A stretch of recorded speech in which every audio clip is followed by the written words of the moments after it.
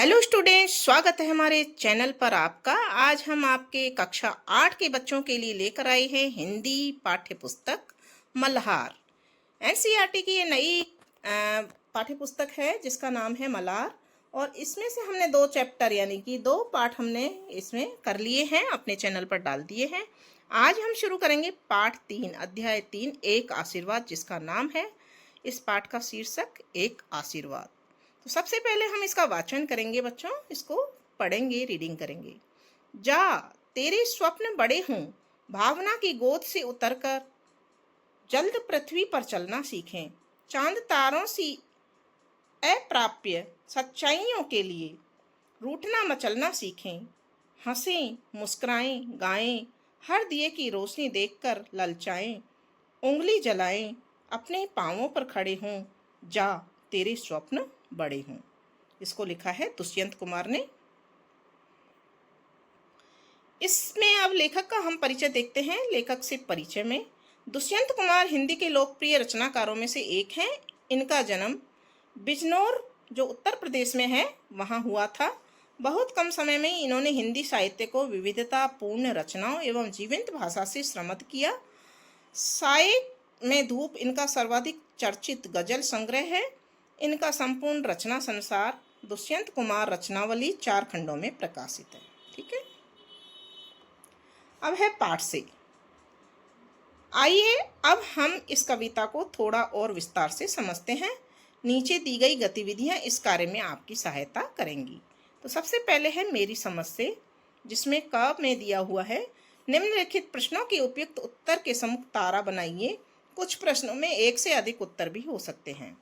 तो पहला प्रश्न है, कविता में किसे संबोधित किया गया है? किसको संबोधित किया है? युवा वर्ग को, नागरिकों को, बच्चों को या श्रमिकों को? तो इसमें 2 चीज पर हमने तारा लगाया है, युवा वर्ग को और बच्चों को। प्रश्न नंबर 2 है, तेरे स्वप्न बड़े हों, पंक्ति में स्वप्न से क्या आशय है? तो यहाँ 2 उत्तर हैं, आकांक्षाएं और रुचियां रखना, और दूसरा है बड़े लक्ष्य निर्धारित करना। ठीक है, फिर तीसरा प्रश्न है, उंगली जलाएं, पंक्ति में उंगली जलाने का भाव है। तो यहाँ भी हमने 2 उत्तर बताए हैं। एक तो चुनौतियों को स्वीकार करना, उंगली को जलाना यानी चुनौतियों का स्वीकार करना, और एक कष्टों से नहीं घबराना। प्रश्न नंबर 4 है, अपने पांवों पर खड़े हों, पंक्ति से क्या आशय है? तो यहाँ एक ही उत्तर है, आत्मनिर्भर होना। फिर हो सकता है कि आपके समूह के साथियों ने अलग अलग उत्तर चुने हो। अपने मित्रों के साथ चर्चा कीजिए कि आपने ये ही उत्तर क्यों चुने। ठीक है,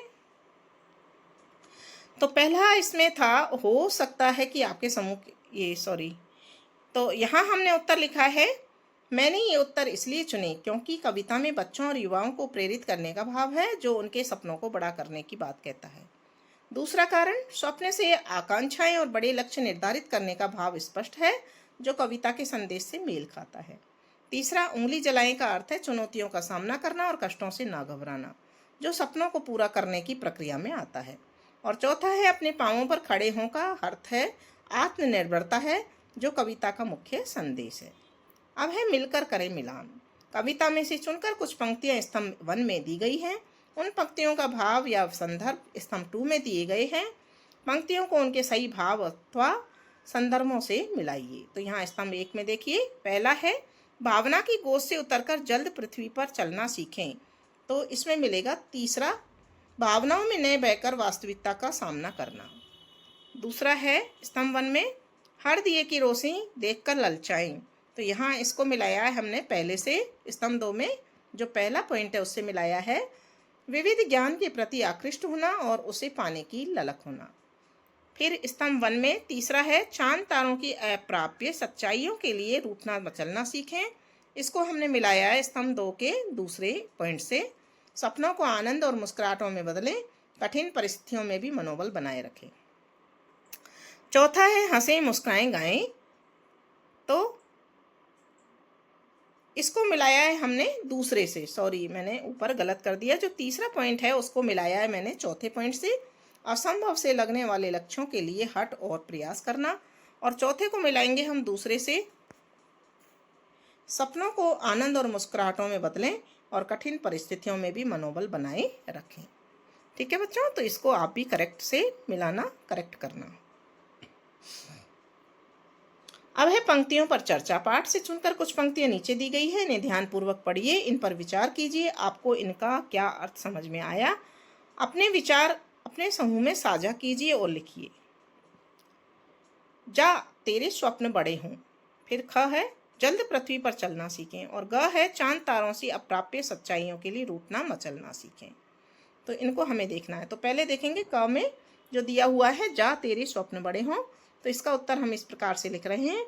इस पंक्ति में कवि किसी को प्रेरित कर रहा है कि वह बड़े सपने देखे। यह एक आशीर्वाद है जो कहता है कि तुम्हारे सपने ऊंचे और महत्वाकांक्षी हों, जो तुम्हें जीवन में आगे बढ़ने के लिए प्रेरित करें।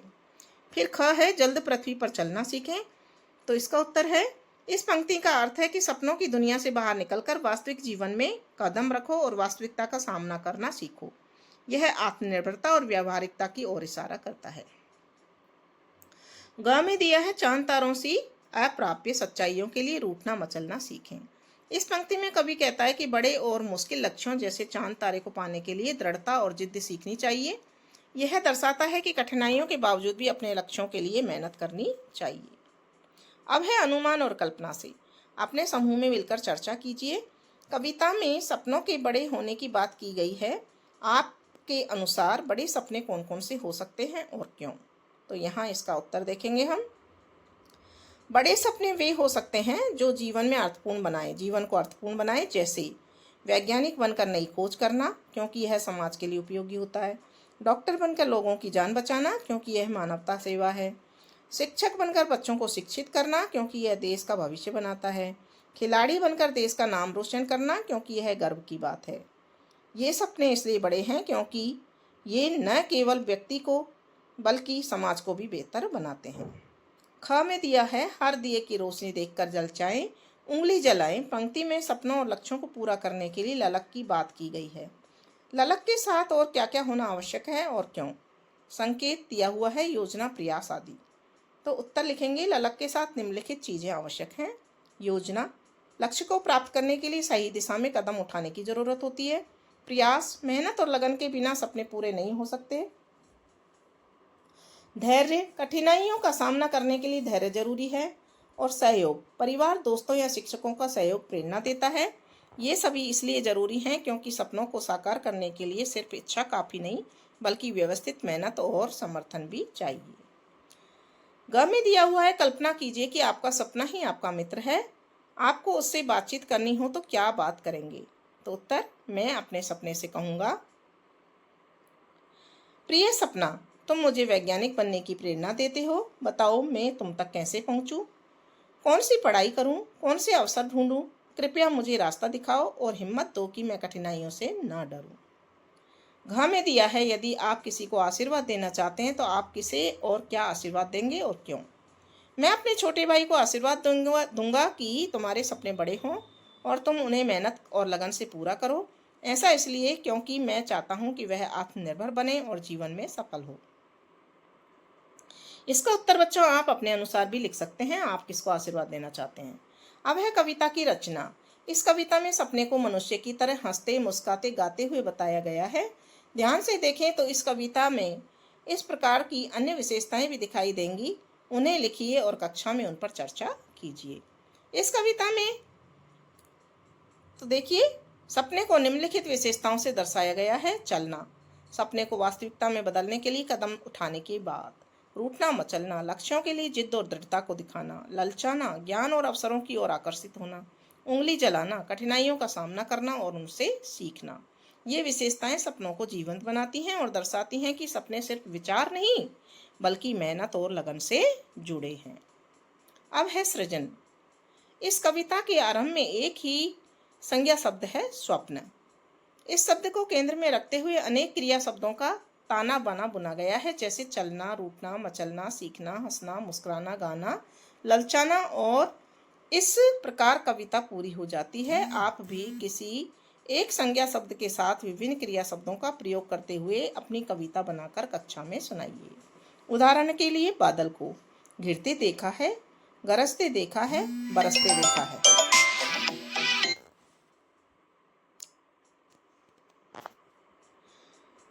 शीर्षक है नदी। नदी को बहते देखा है, गाते देखा है, नाचते देखा है, पहाड़ों से उतरते देखा है, खेतों को सींचते देखा है, जीवन को संवारते देखा है। ठीक है। अब है कविता का शीर्षक। इस कविता का शीर्षक एक आशीर्वाद है जो कविता में कहीं भी प्रयुक्त नहीं हुआ है। यदि इस कविता की ही किसी पंक्ति या शब्द को कविता का शीर्षक बनाना हो तो आप कौन सी पंक्ति या शब्द को चुनेंगे और क्यों? तो उत्तर, मैं तेरे स्वप्न बड़े हों पंक्ति को शीर्षक चुनूंगा। ठीक है। कारण, यह पंक्ति कविता का मुख्य संदेश है जो प्रेरणा और आकांक्षाओं को दर्शाती है। यह कविता की आत्मा को व्यक्त करती है और पाठक को बड़े सपने देखने के लिए प्रेरित करती है। ठीक है। फिर देखिए भाषा की बात। नीचे दिए गए रिक्त स्थानों में स्वप्न से जुड़े शब्द अपने समूह में चर्चा करके लिख लिए। तो स्वप्न में जुड़े शब्द यथार्थ, आकांक्षा, इच्छा, आशा, उमंग, कल्पना, लक्ष्य, प्रेरणा और उड़ान। ठीक है ना, ये हमने शब्द लिखे हैं। आपको कोई अन्य शब्द ध्यान हो तो आप लिख सकते हैं। फिर ख में दिया हुआ है कविता में से चुनकर कुछ शब्द नीचे दिए गए हैं, उनके सामने कुछ अन्य शब्द भी दिए गए हैं। उन शब्दों पर घेरा बनाइए जो समान अर्थ ना देते हों। तो जैसे शब्द है पृथ्वी, धरा, वसुधा, अवनी, और यहाँ सुता अलग है, बाकी सब पृथ्वी के पर्यायवाची हैं। चांद में शशि, निशाकर और मयंक चांद के पर्यायवाची हैं। मधुकर अलग शब्द है तो हमने इस पर गोला लगा दिया है। तारे, नक्षत्र, तारक और उड्डुग्न ये समान शब्द हैं और सोम अलग है इसलिए हमने इस पर गोला लगा दिया है। रोशनी, प्रकाश, लालिमा, उजाला, आलोक, इनमें से लालिमा को अलग रख देंगे। स्वप्न, सपना, इच्छा, यथार्थ, कल्पना, तो यहाँ पर यथार्थ को अलग है, इस पर गोला लगा देंगे। फिर है दिया, दीन, ज्योति, दीपक, प्रदीप, तो यहाँ पर दीन अलग शब्द है, इस पर गोला लगा देंगे। अब है आना जाना। आना और जाना दो महत्वपूर्ण क्रियाएं हैं। कक्षा में दो समूह बनाइए, एक समूह का नाम आना और दूसरे का नाम जाना होगा। अब अपने अपने समूह में इन दोनों क्रियाओं को प्रयोग करते हुए सार्थक वाक्य बनाइए और उन्हें चार्ट पेपर पर चिपकाकर अपनी कक्षा में लगाइए। तो आना समूह, मैं रोज स्कूल आता हूँ, मेरे दोस्त हर रविवार को मेरे घर आते हैं, बारिश के बाद ठंडी हवा आने लगी। इस तरह के और भी वाक्य आप आने के बना सकते हैं। जाना समूह, मैं गर्मियों में अपने गांव जाऊंगा, हमें रोज बाजार जाना पड़ता है, वह अपने सपनों को पूरा करने के लिए बहुत दूर गया। तो इसमें इनके अलावा और भी कोई वाक्य बन सकते हैं जो आप लिख सकते हो। अब है डायरी, हंसे मुस्कुराएं गाएं। आपने किसी एक दिन की समस्त गतिविधियों पर ध्यान दीजिए और अपनी डायरी में लिखिए। आप दिन भर में कब कब हंसे, कब कब मुस्कुराए, कब कब गाए, कब कब रूठे, कब कब मचले। तो ये आपका पर्सनल एक सवाल है, आपने जो जो काम जब जब किया है आप डायरी में लिखेंगे। अब है पाठ से आगे।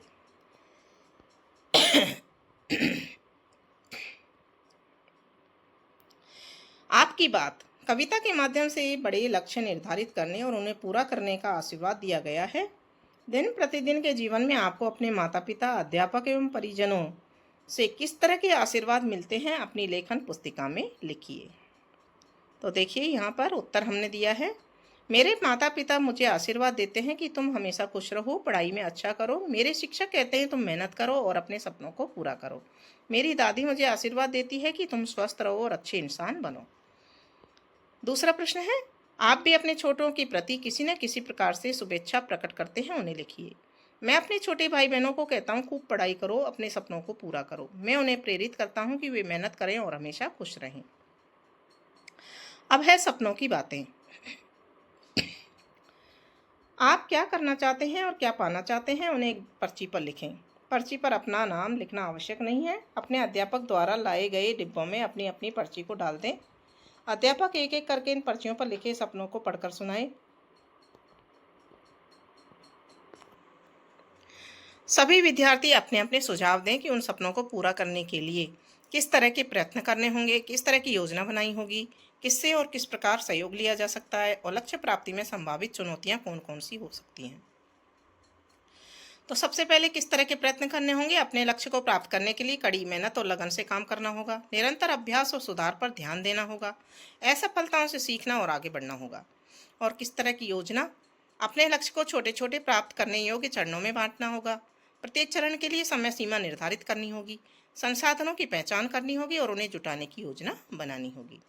और किससे और किस प्रकार सहयोग लिया जा सकता है? परिवार, दोस्तों, शिक्षकों जैसे लोगों से सलाह और समर्थन प्राप्त किया जा सकता है। विशेषज्ञों या सलाहकारों से मार्गदर्शन लिया जा सकता है और समान विचारधारा वाले लोगों के साथ मिलकर काम किया जा सकता है। लक्ष्य प्राप्ति में संभावित चुनौतियां कौन कौन सी हो सकती हैं? प्रेरणा में कमी या निराशा का अनुभव हो सकता है।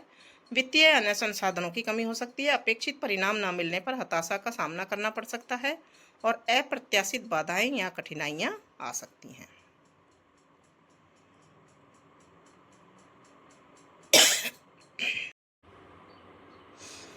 अब आता है सबके सपने। प्रतिदिन आवश्यकताओं को पूरा करने में बहुत से लोग सहयोग देते हैं, जैसे साख विक्रेता, स्वच्छता कर्मी, रिक्शा चालक, सुरक्षा कर्मी आदि। इनमें से किसी एक से साक्षात्कार कीजिए और उनके सपनों के विषय में जानिए। साक्षात्कार के समय कौन कौन से प्रश्न हो सकते हैं, उनकी एक सूची भी बनाइए। ठीक है, तो बच्चों आपको इनका साक्षात्कार यानी इनका इंटरव्यू लेना है और जो प्रश्नों की जो आप पूछोगे उनकी एक लिस्ट बनानी है। वो इस प्रकार से बनानी है।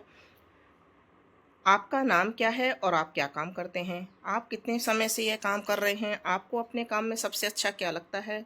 आपके काम में सबसे बड़ी चुनौती क्या है? आपके क्या सपने हैं? आप भविष्य में क्या हासिल करना चाहते हैं? आपके सपनों को पूरा करने के लिए आप क्या प्रयास कर रहे हैं? आपको अपने सपनों को पूरा करने में कुल किन चुनौतियों का सामना करना पड़ रहा है? क्या आपको लगता है कि आपका काम आपको अपने सपनों के करीब ले जा रहा है? आप दूसरों को अपने सपनों को पूरा करने के लिए क्या सलाह देंगे? और 10वां लिखेंगे, क्या आपके कोई विशेष सपने हैं जो आपके परिवार और समुदाय से जुड़े हों? तो इस तरह के प्रश्न उससे पूछ करके पूरा इंटरव्यू लेना है। अब यहाँ देखिए सपनों की उड़ान, यहाँ पर डॉक्टर APJ अब्दुल कलाम का एक पिक्चर दी हुई है टिकट पर, इनकी पिक्चर छपी है। तो देखिए, सपने यह नहीं होते जो नींद में देखते हैं, सपने वह होते हैं जो आपको सोने नहीं देते। अपने सपने पूरे करने के लिए आपको जगते रहना होता है, पूरी तरह आंखें खोलकर जागते रहना होता है। आप आज जितनी संभावनाएं हैं उतनी अब तक के समूचे इतिहास में पहले कभी नहीं थी। 21वीं सदी ऐसे अनुभव पैदा कर रही है जिन्हें मानव के विकास की पिछली 20 शताब्दियों में असंभव समझा जाता है। ऐसे माहौल में जब प्रौद्योगिकी और नित नई खोजों के बल पर मानव सभ्यता तरक्की करती जा रही है, इंसान में छिपी संभावनाओं को तेजी से विस्तार होता जा रहा है। लेकिन इन अवसरों का अनुभव करने के लिए हमारे पास जो समय है वह उतना का उतना ही है और आज के युवा इसी दुविधा में है। युवा चाहते हैं कि उनके सामने जितने किस्म के अनुभव उपलब्ध हैं वह सबका फ़ायदा उठा सकें, जो कि उन्हें मिलना भी चाहिए। लेकिन जैसे जैसे दुनिया का दायरा बढ़ता जा रहा है, वैसे वैसे हमें खुद को कुछ खास विषयों के सक्रिय दायरों में से सीमित कर लेना पड़ रहा है। मुझे नहीं लगता है कि ऐसा करना सही है। मेरा सपना है संसार के हर युवा को संसार के वह सारे अनुभव मिल सकें जिसकी उन्हें चाह हो। लेकिन इसे कैसे संभव बनाया जा सकता है? इसे संभव बनाने के 2 तरीके हैं। एक तो यह कि हम कुछ ऐसा करें कि हमारे पास जो समय उपलब्ध है उसे हम बढ़ा सकें। दूसरा यह है कि हमारे पास जो समय है उतने ही समय में जितना काम कर सकते हैं, जितना कुछ हासिल कर सकते हैं, उसकी मात्रा बढ़ा दें। इन दोनों जीवन लक्ष्यों को कैसे प्राप्त किया जाए, यह समझ लेने से दूसरी हर चीज़ तक पहुंचने के दरवाजे खुद ब खुद खुल जाएंगे। यही वह लंबी छलांग है जिसका मानवता को अब तक इंतजार था और जो हमें विकास के क्रम में अगले चरण तक पहुंचा सकती है। ये लिखा है डॉक्टर APJ अब्दुल कलाम ने। ठीक है, अब है साझी समझ। आपने एक आशीर्वाद कविता पढ़ी और डॉक्टर APJ अब्दुल कलाम का उपयुक्त उद्बोधन भी पढ़ा। अब आप इन दोनों पर कक्षा में अपने साथियों से चर्चा कीजिए। इन पर चर्चा करनी है और जो समानता है दोनों में बड़े सपनों को देखने और उन्हें पूरा करने की प्रेरणा दी गई है। कविता आशीर्वाद के रूप में प्रेरित करती है, जबकि कलाम जी अपनी योजना और मेहनत पर जोर देते हैं।